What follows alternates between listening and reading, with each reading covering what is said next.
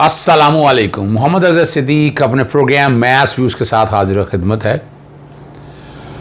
नैब के केसेस की समाअत का सीज़न चल रहा है और कई चीज़ें अब क्लैरिटी के साथ सामने आ रही हैं और supreme court is also active. Supreme court ने क्या मामलात नैब के सामने टेकअप किए हैं वो भी तफसीलात मैं आपके साथ डिस्कस करता हूँ, लेकिन एक चीज़ बड़ी क्लियर करनी है कि कल से एक शोबरा बर्पा का है कि आपस में कोई कॉम्प्रोमाइज़ हो गया, मुफाहमत हो गई है, केस वापस ले लिया हुकूमत पाकिस्तान ने शहबाज शरीफ के मुल्क से बाहर जाने के हवाले से। वो 3 सफ़ा का तफसीली ऑर्डर है, शॉर्ट तफसीली ऑर्डर ही कहेंगे, शॉर्ट ऑर्डर तो नहीं है, पूरा ऑर्डर दे दिया है, लेकिन उसके जो आखिरी लफ्ज़ हैं वो चीज़ को क्लियर कर देते हैं। ये 2 जून का ऑर्डर है जस्टिस एजाजुल हसन और justice Sajjad Ali Shah, civil petition 3232 of 2021 high court के रेट पटिशन 30681 ऑफ 2020 जो 7 मई का ऑर्डर है। आखिरी लफ्ज़ मैं आपके सामने पढ़ने लगा हूँ। This petition is accordingly disposed of in the afore noted terms. Dismiss has withdrawn नहीं हुई है। तो आपके लिए ये ज़रा चीज़ बड़ा क्लैरिटी के साथ रखनी है। इसका पैरा 6 और 7वां आप पढ़ लें तो आप लोगों को ज़रा समझ आ जाएगी। In order to examine other material that was summon vide our order dated 25/5/2021 the registrar Lahore high court Lahore President Court is directed to ensure that the entire record is placed on the file for examination of this court। पूरा record सारा case file होना, एतराज़ लगना, वो सारा record पे आ गया। In view of the concern expressed both side and orders, earlier order passed by this court in different matters, we are sanguine that the accounting court or presiding officer has not so far been appointed, despite orders of this court will be orders of this court will be appointed expeditiously and in accordance with the requirement of the National Accountability Ordinance, and the proceeding in all such matters shall be completed expeditiously with due diligence and without any delay। और वो जो ऊपर वाले में अगर आ जाएं तो वो ऑर्डर जो 7 मई का ऑर्डर था वो ऑर्डर ख़त्म हो गया और वो प्रेसिडेंट के तौर पर भी इस्तेमाल नहीं होगा। तो कहीं ऐसी बात रही है जो ये कन्फ्यूजन क्रिएट की जा रही थी कि कॉम्प्रोमाइज़ हो गया, आप उसमें ले दे। और भाई रेट पटिशन जब लाहौर हाई कोर्ट से वापस ले रही तो मामला तो रहता नहीं था। और मैंने डिमांड की थी अपने प्रोग्राम या प्रोग्राम मेरे पहले देख लें कि सुप्रीम कोर्ट को इस मैटर को देखना चाहिए और उस पर प्रेसिडेंट सेट करने चाहिए। और सुप्रीम कोर्ट ने बिल्कुल उस कानून और आइन के तहत, आइन और कानून के तहत उस प्रेसिडेंट सेट कर दिया। अब ये मजाक नहीं हो सकेगा, बहाना नए चैलेंज करने हैं उन्होंने। ईसीएल में नया वो चैलेंज करें, जब वो चैलेंज करेंगे, वैसे तो 2019 में वो ईसीएल में पहले नाम आया था तो हाईकोर्ट ने ऑर्डर ईसीएल में नाम निकाल दिया था। तो अब जो बात आएगी कि अब इजाज़त लेनी होगी या तो गवर्नमेंट से, फेडरल गवर्नमेंट से आर्टिकल 1991 के तहत वफाकी हुकूमत देखती है सारा ईसीएल के मैटर को, वो श्योरिटीज़ कंडीशन सारी लगनी होगी और या ईसीएल नए सिरे से चैलेंज करना होगा। तो सिक्योरिटी नहीं रखी और कंडीशंस कोई नहीं रखी, ट्रायल कोर्ट से इजाज़त नहीं है, तो ये सारी चीज़ें अब जो ओपन है, लेकिन ट्रायल जल्दी से कंक्लूड करने का कह दिया बाकी में भी और इस केस के अंदर भी। दूसरा इशू आपके सामने रखना है और जस्टिस असद जावेद गुराल साहब लाहौर हाई कोर्ट के जज जिन्होंने शहबाज शरीफ के केस में बड़ा वाज़े तौर पर और मेरिट पर ये बेल डिसमिस की थी, वो अलग बात है। रेफरी जज बनाया था लाहौर हाई कोर्ट के चीफ जस्टिस ने गैर आइनी तौर पर, गैर कानूनी तौर पर। चीफ जस्टिस को ये इख्तियार नहीं था कि 3 मेंबर बेंच रेफरी जज के तौर पर नामजद करता, 1 मेंबर बेंच ही आना था। बहरहाल ये किया, वो तीनों ने बेल दे रही थी और मेडिकल ग्राउंड पे भी दी और हार्डशिप पे भी मेरिट पर ज़मानत दी। तो जस्टिस असद जावेद गुराल के बारे में जो बातें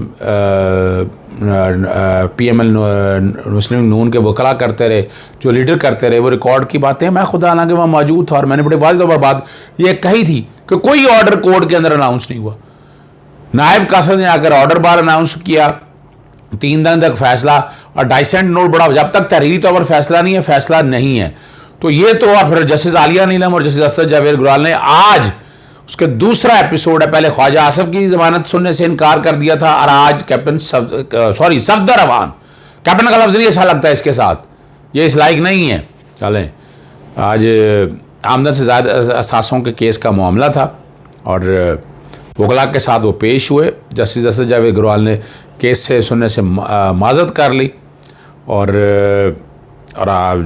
सरबराह जो हैं आलिया नीलम किसी और बेंच में लगाने के लिए मामला चीफ जस्टिस को भिजवा दिया है। और ये बिल्कुल मेरिट पे बात की है उन्होंने बड़ा वाज़ेह तौर पर, और मैं नहीं समझता कि इस कॉन्टेक्स्ट में ये सारा जो मामला हैं वो बिल्कुल ठीक हैं। कानून और आइन के तहत ये सारी बातों को सामने रख कर अगर आप देखें तो बातें बड़ी वाज़ेह हो जाती हैं, चेहरे बेनकाब हो जाते हैं। और जस्टिस जावेद अग्रवाल का फ़ैसला पढ़ लीजिएगा, यहाँ पैसे लेने और देते हुए पकड़ने की बात नहीं है, किकबैक्स लेने की नहीं है। किकबैक सामने ले जाए फिर शहादत कराने की ज़रूरत क्या, एविडेंस लाने की क्या ज़रूरत है। सेक्शन 9(5) के A(5) के दौरान करप्शन या करप्ट प्रैक्टिस नहीं है। जब पब्लिक ऑफिस होल्डर हैं, अपनी औकात से आपके पैसे ज़्यादा हैं तो आपने करप्शन के वो पैसे हैं, ये तस्वर किया जाता है। और ये कानून है, उस कानून पर अमल दरामद होना है, तो ये बात भी गलत है। और मैं समझता हूँ जो नून लीग के जो हमारे नैब के प्रोसिक्यूटर हैं, मैं तीनों प्रोसिक्यूटर बड़ी से फैसल बुखारी ने बहुत अच्छे आर्गूमेंट दिए और हाई कोर्ट ने बहरहाल मैं समझता हूँ अपने इख्तियार से तजावज़ किया ज़मानत देते हुए, और ज़मानत वो बनती नहीं थी शहबाज शरीफ की। अगला इशू आपके सामने और बड़ा अहम है, इसमें ये चीज़ें सारी सेटल हो जाएंगी।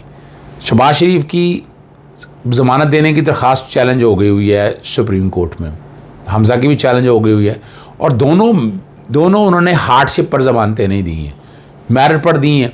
तो प्रिंसिपल खुर्शीद शाह के केस में भी, इससे पहले सिराज दुरानी के केस में सुप्रीम कोर्ट क्या बैठी है, और अभी खुर्शीद शाह के केस में, और उसमें भी यह नज़र आ रहा है कि कल वो मखदूम अली खान ज़मानत वापस ले लेंगे और लाहौर हाई कोर्ट में हार्डशिप की बुनियाद पर लेकर आएंगे। आज जो आपके सामने हुआ 3 रुकनी बेंच है जस्टिस मशीद आलम की सरबराही में, दलाइल जारी रखे और उनकी अहलिया तलत बीबी, गुलनाज बेगम और बेटा फ़रुख शाह कमरा अदालत में पेश हुए।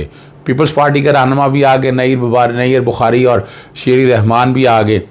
और जो सवाल अब जस्टिस सरदार तारक मसूद ने पूछा बड़ा रेलेवेंट सवाल था कि अहले खाना ने कितने गैर मुल्की दौरे किए। नैब के मुताबिक 140 गैर मुल्की दौरे किए गए। सफरी अखराजात रेफरेंस का हिस्सा नहीं, ये मखदूम अली खान साहब ने कहा। सफरी अखराजात का नैब ने इल्ज़ाम भी नहीं आयद नहीं किया। सरकारी अखराजात से मुतल्लिक एक भी लफ्ज़ रेफरेंस का हिस्सा नहीं, ये मखदूम अली खान ने कहा। फैमिली मेम्बरान की खुद मुख्तारी से मुतल्लिक क्या कहेंगे। अहले खाना कब तक ज़ेर खवालत थे, टैक्स गुशवारों में वाज़े है, मखदूम अली खान ने कहा। फैसलों में ताख़ीर की ज़िम्मेदार मुल्ज़मान भी होते हैं, जस्टिस मशीद आलम के रिमार्क्स थे। हर पेशी पर हर एक मुल्ज़िम इल्तवा मांग रहे तो केस कैसे चलेगा, जस्टिस मशीद आलम ने यह रिमार्क्स दी, और ये बात हक़ाइक़ के ऊपर है। अदालत हर पहलू को देखकर फैसला करती है, और फैसले में ताख़ीर पर ज़मानत का नुक्ता हाई कोर्ट में नहीं उठाया गया। जस्टिस तारक मसूद साहब ने कहा जो नुक्ता हाई कोर्ट में नहीं उठाया गया वो यहाँ कैसे उठा सकते हैं। सुप्रीम कोर्ट हक़ाइक़ को ख़ुद भी देख सकती है, मखदूम अली खान ने कहा। खुर्शीद शाह अपने लिए हाई कोर्ट का दरवाज़ा ना बंद करें, जस्टिस तारक मसूद साहब ने कहा। मुमकिन है अदालत फैसले में ताख़ीरी के नुक्ते का जायज़ा ना ले, चूँकि हाई कोर्ट में नहीं उठाया तो यहाँ क्यों ना ले, और कल तक मुलतवी कर दी है और दरख्वास्त वापस लेने की मोहलत, ताकि वो हाई कोर्ट रजू कर सकें। ये वो प्रेसिडेंट है जो आपके लिए शहबाज शरीफ के लिए भी और हमज़ा के लिए बड़े मसाइल पैदा करेंगे। ये डिपेंड करता है कि नैब कब ये दरख्वास्त सामने वो लगवाती है। और उन्होंने मखदूम अली खान है कि वो खुर्शीद शाह से मशावरत के बाद दरख्वास्त वापस लेने के बाद जो है ना वो कोर्ट के सामने करेंगे और वो इजाज़त लेंगे।